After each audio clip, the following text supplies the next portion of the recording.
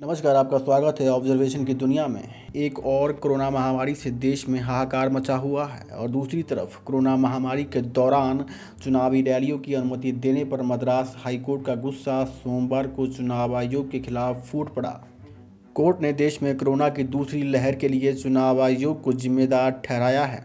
High court ने कहा कि चुनाव आयोग के खिलाफ हत्या का मुकदमा चलाया जाना चाहिए। मुख्य न्यायाधीश संजीव बनर्जी और न्यायमूर्ति सेंथिल कुमार राममूर्ति की पहली पीठ ने राज्य के परिवहन मंत्री एम.आर. विजयभास्कर की याचिका पर सुनवाई करते हुए कहा, चुनाव आयोग देश की सबसे गैर जिम्मेदार संस्था है जिसने राजनीतिक पार्टियों को कोविड प्रोटोकॉल का पालन कराने के लिए कुछ नहीं किया। कोर्ट ने कहा कि आपकी संस्थान कोरोना की दूसरी लहर के लिए जिम्मेदार है। चुनाव आयोग के अधिकारियों पर अगर हत्या का मुकदमा दर्ज किया जाए तो गलत नहीं होगा। आपके पास अधिकार का प्रयोग करने की किसी भी तरह की कमी नहीं है। आपने अदालत के कहने के बावजूद रैलियों को आयोजित करने वाले राजनीतिक दलों के खिलाफ कदम नहीं उठाया।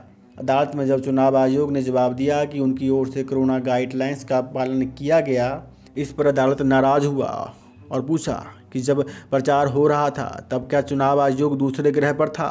कोर्ट ने कहा कि स्वास्थ्य मसला काफ़ी अहम है, लेकिन चिंता की बात यह है कि कोर्ट को ये याद दिलाना पड़ रहा है इस वक्त हालात ऐसे हो गए हैं कि जिंदा रहने के लिए संघर्ष करना पड़ रहा है।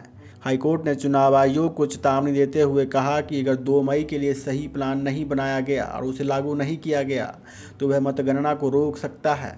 गौरतलब है कि इस समय 5 राज्यों में विधानसभा चुनाव हो रहे हैं। इनमें 4 राज्यों में मतदान हो चुका है और केवल पश्चिम बंगाल में मतदान जारी है। 5 राज्यों की मतगणना 2 मई को होनी है।